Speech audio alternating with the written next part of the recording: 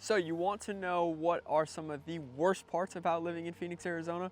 In this video, I will cover the top 10 things that ever since I moved down here from Nebraska, these are some of my least favorite things about living in Phoenix. Now, this video kind of pains me to make it just because of how much I love the city, but there definitely are some things to be aware of before you make your move to Phoenix that you should definitely know about. So in this video, we will get after the top 10 right now. Now, an honorable mention, I did this on the last one as well, just squeaks outside of the top 10.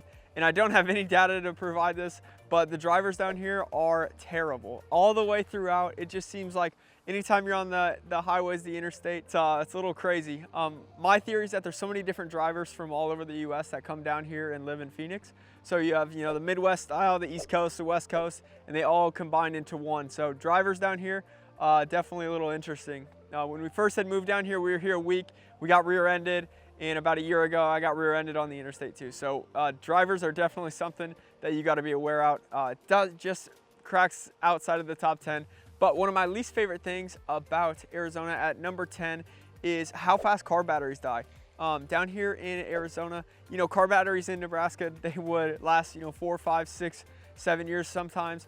Down here in Arizona, just with how hot it is, especially in the summer, and how intense it is, car batteries are only gonna last about 2 years. Now, it doesn't seem like a big deal, but when you have to spend, $150 to get a new car battery, with maintenance and all of that, it definitely starts to add up. So if you're moving down here to Phoenix, that's definitely something you gotta be aware of, is just how fast your car battery dies.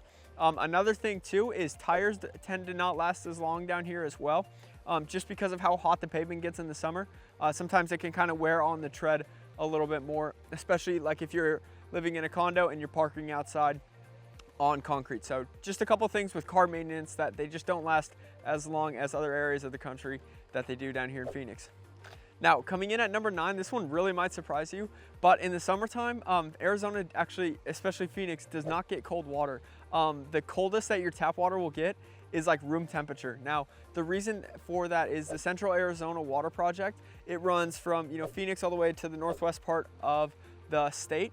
All of that water, that's all of the drinking water and just the water that comes from the shower and the sink. It sits outside all summer, and then they refine it and do their thing. But it does sit outside, so that is why the tap water is going to be it's like lukewarm. So if you're used to drinking, sink water back where you're from and it's nice and cold, or at the end of a hot day you want to come take a cold shower, you are going to be surprised because Phoenix you do not have the ability to have that. It's finally fall right now, so turning on the water and it feels nice and crisp and cold. That's definitely a refreshing part of the fall. So just if you're moving down here, just be aware in the summer, there is not going to be cold water when you turn on the faucet. Coming in at number 8, this one also might kind of surprise you, but the cell service in Phoenix, I have found it is not very good. I don't know if it's the mountains or if they're still, 5G is kind of coming in, so I don't know if they're slowing my phone down, but it just seems to be when I talk to a lot of people that they kind of have cell service problems. Phoenix is a valley, right? There's mountains all around and it sits down in a valley. So I don't know if that's part of the problem or it could just be my phone. But like I said, a lot of people that I've met and talked to down here, the cell service isn't the greatest. So, one thing that I always point out to my clients that are moving here, once we find the house, just make sure that whatever cell carrier you have, it does work in your house or you have really good internet. So just some weird things to keep in mind, but I don't have the best cell service down here in Phoenix, and that's what I've heard from a lot of my clients as well. Now, coming in at number 7, this one should not be a surprise. We live in a desert down here in Phoenix, so everything kind of gets a little dusty and dirty, and that's gonna be my number 7. So, if you really like a clean car, when I was coming down on vacation, right, and you come down and you're like, wow, everybody's car is so clean. Well, when you actually get like really close to it, a lot of times they're just filled with like a film of dirt. They're not quite as clean as they, seem to be. Now, coming from the Midwest, I know in the winter time you get all that salt and grime and stuff on the road, so it's not like that dirty, right? Just everything gets very, very dusty and dirty, especially inside your house, and like if you have dogs, your floors are going to be a little bit harder to keep clean consistently, just because of how much dust and dirt can get inside of your house. Now, once it rains, it kind of helps, but even like if you go play like tennis or pickleball, the dust and dirt, it just kind of sits on the ground. When the wind blows, there's just nothing but desert just south of us in Phoenix. So everything just kind of gets a little dusty and dirty. So just if you like things clean, maybe a little bit extra effort here when you move to Phoenix. Now, number 6. Now, I am in this industry, but it is going to be a major con. of just how expensive homes have gotten here. You know, in the last 3 years, Phoenix on average was seeing an appreciation of about 20% a year in home values. And that's really just not sustainable for, you know, first-time home buyers or, you know, low-income earners. So that is definitely a huge con. And one of my least favorite parts about Phoenix is just how many people I meet that are so excited, you know, to get into their first house, and then they find out, you know, they only qualify for 250 or 300,000. That sounds great, but the problem is in Phoenix, like, you're gonna have to go either super far outside the city or, you know, look at condo options. So definitely a huge con. You know, in the East Valley, the average home sale is about $490,000, $500,000. So if you want to live in the eastern part of the Phoenix Valley, it is going to be a little bit more expensive. Now, again, there's other options, and I've made a couple videos on, you know, what $400,000 gets you and under. So there are other options, right?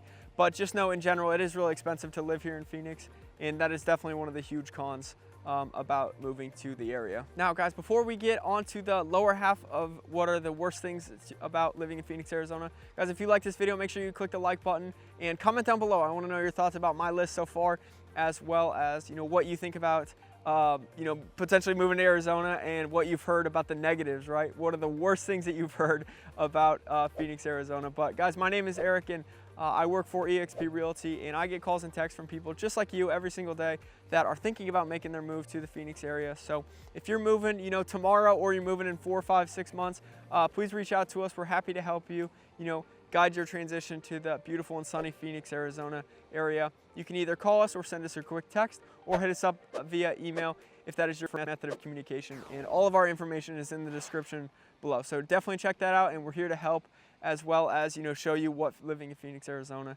is like. So number 5, one of the worst parts about living in Phoenix, Arizona is driving on Interstate 10. So Interstate 10 is one of the major highways and interstates that goes through Phoenix, Arizona. So it goes, you know, down to Tucson and then through Los Angeles. So it gets a ton of traffic. You have, you know, trucks. It's about 6 to 7 lanes right now on each side. So it's a huge freeway. People are always flying, and there's always traffic, especially if you get towards like central part of downtown. There's always going to be traffic. So, you know, if you're going to work downtown, just be aware that whenever you're driving in and out, especially if you're going west, you're going to get hit with a lot of traffic. I'm telling you, it's kind of chaos out there on I10. People fly, they go, you know, 15 over minimum. So it's definitely something to be aware of on Interstate 10. And it's definitely one of my least favorite parts. Anytime I have to drive on it, especially going west, it's just a little bit scary. So definitely one of the worst parts that I've found about living down here in Phoenix. Now, coming in at number 4, you guys know I love to golf. And that is going to be one of my biggest pet peeves down here about living down here, especially in the wintertime. It's just how busy golf courses are. If you are not booking at least a week out at some of, you know, majority of the courses, you're not going to get a tee time, especially if you need 4 people. So definitely one of my biggest pet peeves is really, it just gets so busy. You've probably heard in my other videos about how much, you know, it's so much better in the summer to golf down here. Like, yes, it is hotter, but on the flip side, you know, you have the course to yourself and nobody else is out there, not to mention the price as well. But yeah, it just gets really busy. You know, Phoenix, one of the biggest parts of our economy is obviously tourism, right? People come from, you know, flying in to golf, to bike, to do all of that stuff, you know, Grand Canyon, Sedona, all that great stuff. But it comes at a cost, right? Because it's really busy getting on golf courses. So if you love to play, especially in the wintertime, just be aware you're gonna have to book your tee times early. And another thing that really bothers me down here about Phoenix is that no course really has like a 9-hole rate. You know, if back in Nebraska, if I just wanted to walk 9 holes, usually it's substantially cheaper. Down here, you're still gonna pay 30 to 35 bucks at a city course to walk 9 at, you know, 3:30 in the afternoon. So that really kind of bothers me, especially with how busy it is, because you can't get on at 1 or 12 o'clock when it's really nice out. So between those couple of things, that is definitely one of the worst parts. If you are a golfer, about living here in Phoenix is it just gets so busy with how many people come in and stay down here in the wintertime. Now, at number 3, and it goes hand in hand with number 4, golf gets ridiculously expensive down here. You know, some of the major courses, Wecopaw, Talking Stick, McDowell Mountain, Raven, all of those are going to be $250 to $300. If you want to play TPC, Scottsdale, it's going to go over $600, guys. In my eyes, you know, for living here every single day, I am never going to pay any of those prices, especially in the summertime when you know all those courses are only worth, you know, $40 to $45. And even public courses, it's really hard to find a riding 18 for under $70 to $75. Now, for the grand scheme of golf, like that seems pretty good, right? But if you're like me and you love to play a couple times a week, it definitely starts to add up. So it's definitely a huge drawback about how expensive golf gets. I will say there are a handful of courses, and the city of Phoenix, for example, the R6, they have a couple different like passes that you can buy that give you discounts on the range, or preferred tee times or stuff like that. So definitely do your research on that. And if you need help, I have a couple great resources that can help guide exactly what would be the best for you. But just know in general, guys, if you're coming down to play golf, it's going to be really expensive, especially down here in the winter time. Coming in at number 2, if you watch the top 10 things I love about the city, one of them was how spread out it is. But on the flip side, it is also one of the things that I dislike the most, because especially with my job of how much I drive around, and if you are a delivery guy, or if you have a job where you're living in a separate area of the city, like Goodyear or Buckeye, and you have to get into Phoenix, it's just so spread out. Everything's gonna take 30 to 45 minutes to get anywhere. On the plus side of that, the highway system down here is really good outside of I-10 and how busy that is. But for the most part, the highway system down in Arizona and Phoenix is really, really good. Just know that you're gonna spend a ton of time because of how spread out the city is, especially in some of the more affordable areas right now, like Santan Valley or Florence or Queen Creek. If you have to go to downtown, or if you need to go to the airport, you're looking at least an hour, and that's not even mentioning to getting on the western side of like Goodyear and Buckeye. So just know that you're going to be spending a lot more time in the car of just how spread out Phoenix, Arizona is in the entire Phoenix Valley. So it's very important to live in the right spot for what your needs are going to be once you make your move down here. All right, guys, and my number 1, probably could assume that it's coming, but July and August, the overall weather down here, it's not ideal, and it's by far one of the worst parts about living down here. Everybody, you just kind of get through it. You try to take, little day trips, because eventually it gets very overwhelming. July and August, it is a lot more humid than other times of the year. So, in the spring and fall time, you're only gonna see humidity at about like 10 to 20%. In July and August, it gets up to 50, 60, 70%.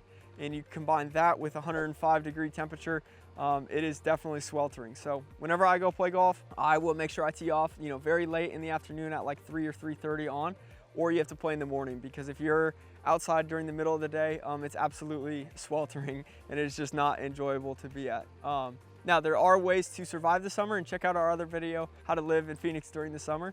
But yeah, just overall, July and August are definitely one of the worst parts about living down here in Phoenix. So guys, that concludes my list of top 10 honorable mention with how bad the drivers are at number 11.